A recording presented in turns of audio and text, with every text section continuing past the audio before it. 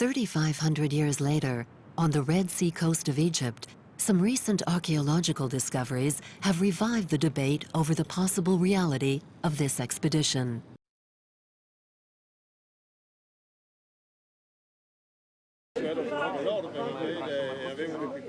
The pottery and ceramic objects excavated on this site lead the archaeologists to think that this spot was used as a bivouac. Then they discover some large blocks of stone. Their oblong shape and the hole at the top indicate that they are ancient boat anchors.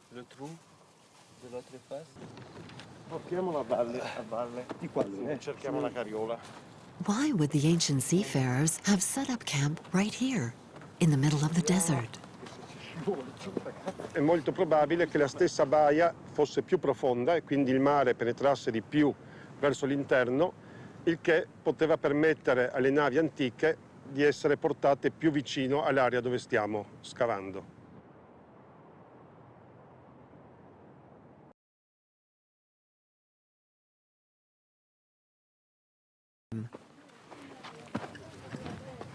She is thus thrilled to be part of this archaeological adventure.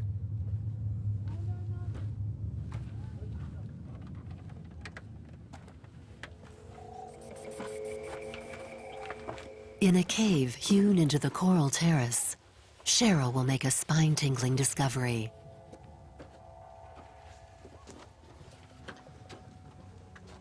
Dozens of coiled ropes left in the caves by ancient seafarers nearly 4,000 years ago. I think there were several of us who had tears come to our eyes the first time we saw this. It was so incredible, so unbelievable. We are all as amazed, I think, as Howard Carter must have been when he saw the treasures of Tutankhamun. The sense of the ancient Egyptians was so present. They left it here. We were the first to see it in 4,000 years.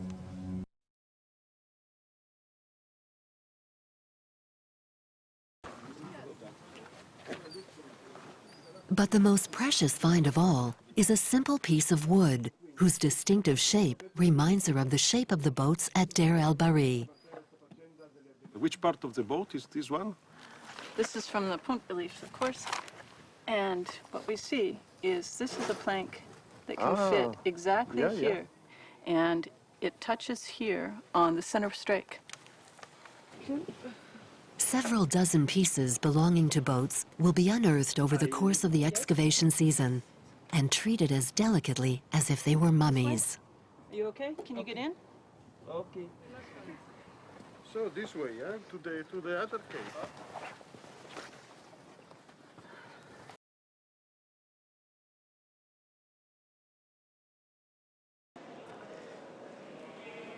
Solar boats were used after funerary ceremonies to transport the mummy of the pharaoh.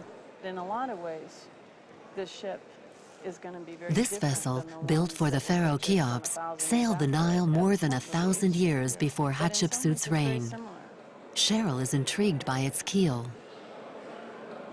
The boat models on display give them an idea of the shape of the hulls and the earliest sails used in ancient times. So these are Middle Kingdom models from the very beginning of the Middle Kingdom, around 2100 BC. So they're earlier by about 500 years. On the ground floor of the museum, a fishing boat excavated south of Cairo at Dashur will provide them with some crucial data. So I think, and this is a branch too. This boat is similar in terms of its shape and its proportions to Hatshepsut's boats. By deduction, the two researchers will be able to work out the width of their boat, almost 5 meters. The information being gathered is gradually filling in the holes. Hundreds of measurements must be sorted, analyzed, and incorporated before a preliminary diagram can be drawn up.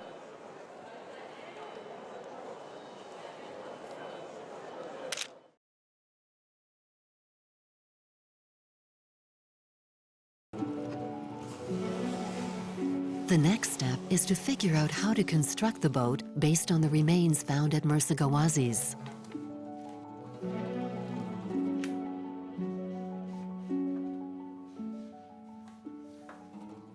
lot of difficulties right now because there are literally thousands of decisions to be made. How long is this plank? How wide is this plank? What angle should this shape be?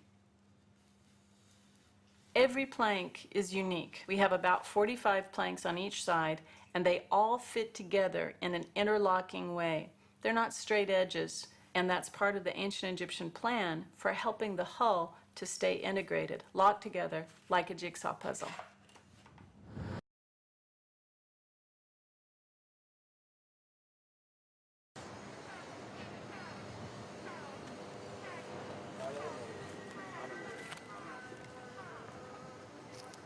Look at that.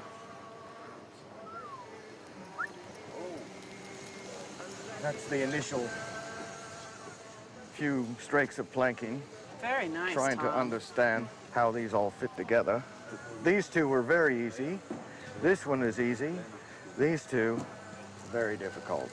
متابعين يا جماعه الكلام طبعا هو واضح الكيل بيقول لك هو الحتتين دول كانوا بالنسبه له سهلين في الشغل هنا برضو نفس الحكايه دي كانت صعبه شويه دي شبه السكينه صعب شويه ايوه فشيرل قالت له ايه قالت له ما دي بالظبط زي اللي احنا لقيناها في وادي جواسيس اللي هي على البحر الاحمر تمام تعال من هنا محفوظ عشان تشوفها كويس I think with this model they have been able to see in the 3 dimensions what is perhaps a little bit confusing in 2 dimensions, but now they can translate it completely from the drawing to this and they're going, aha, this is how it works.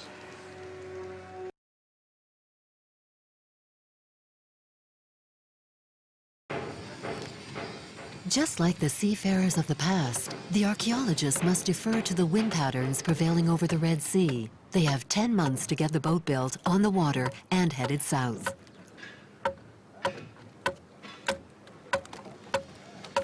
The first pieces of the keel have barely been cut, and the countdown has already started. It seems like a very short deadline to these craftsmen who are rediscovering and trying to master the skills of their ancestors. Will 10 months be sufficient?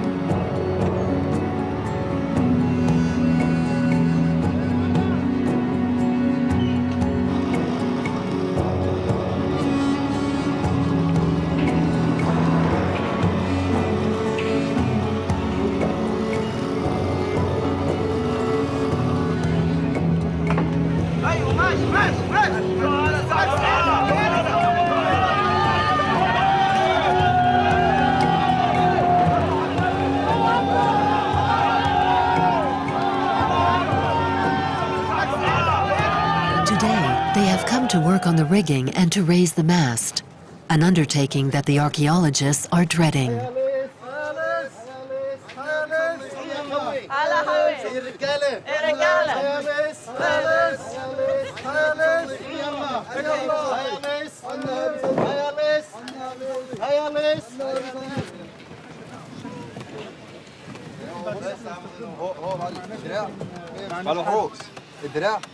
والحته الشياله بقى اللي بشتغل دي حته الشياله ماشي الجن اقوى من 100 نفر احنا لو جبنا الانفار يا جماعه بس اهم حاجه الجن مش هيجينا في الشياله اللي قدام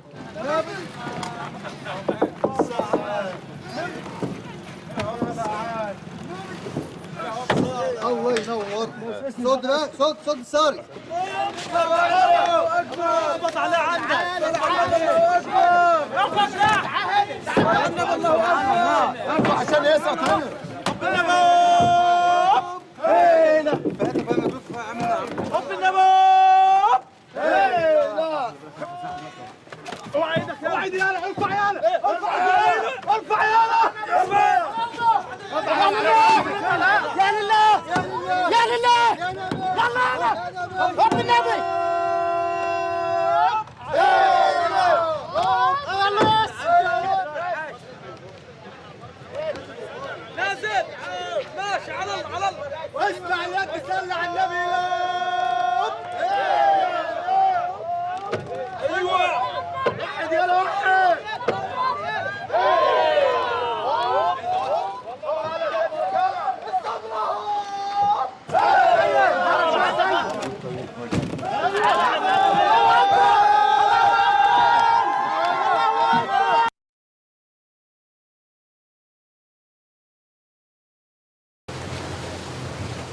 In ancient times, departure and mooring operations were done by rowing, so that's how the Min crew starts out. Then go to down, Down. okay, and the back to back, okay? Okay. Hela, ho, hela, ho, hela, ho, hela, ho, hela, ho.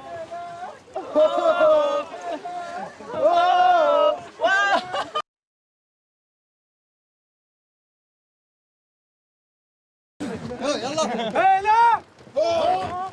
Good, yes! Hela! Hela! Almost a year after construction on the boat began, Min is ready for her maiden voyage. Hela! What seemed like an impossible challenge has become reality.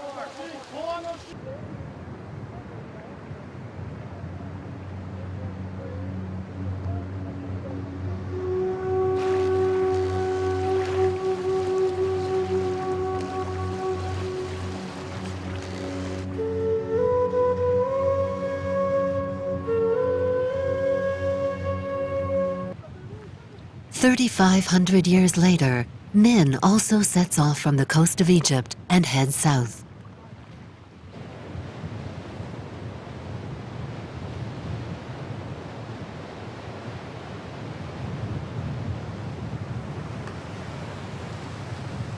Will Min be able to weather the gusty winds and withstand the currents and swells of the Red Sea, tack, sail against the wind, and find the route taken by Hatshepsut's fleet, and thus reach the land of Punt?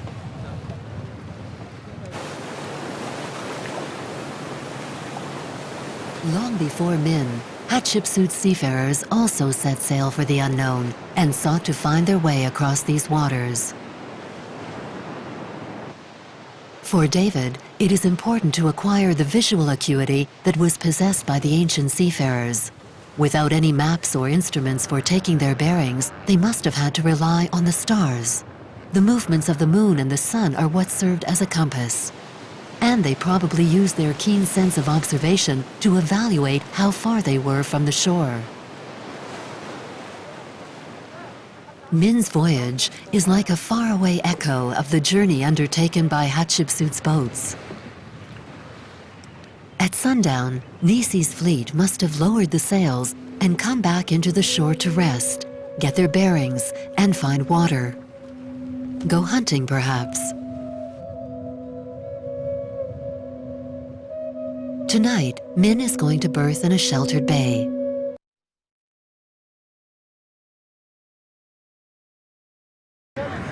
Anticipating this sort of situation, David and Cheryl had a second sail made. Its smaller surface should enable them to navigate in strong winds.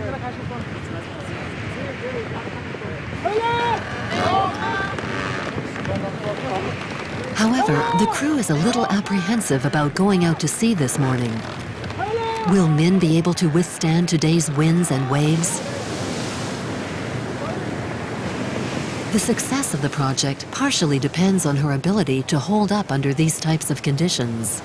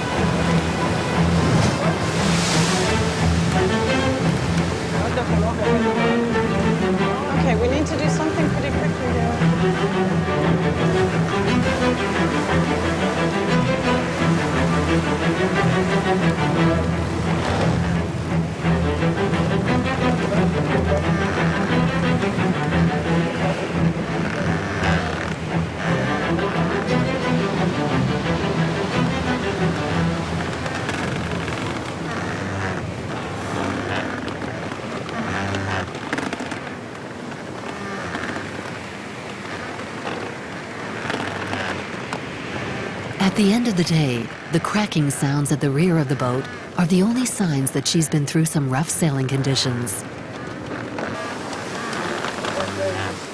A few waves did throw the ship off balance, but Min was able to reach the spot where they planned to camp.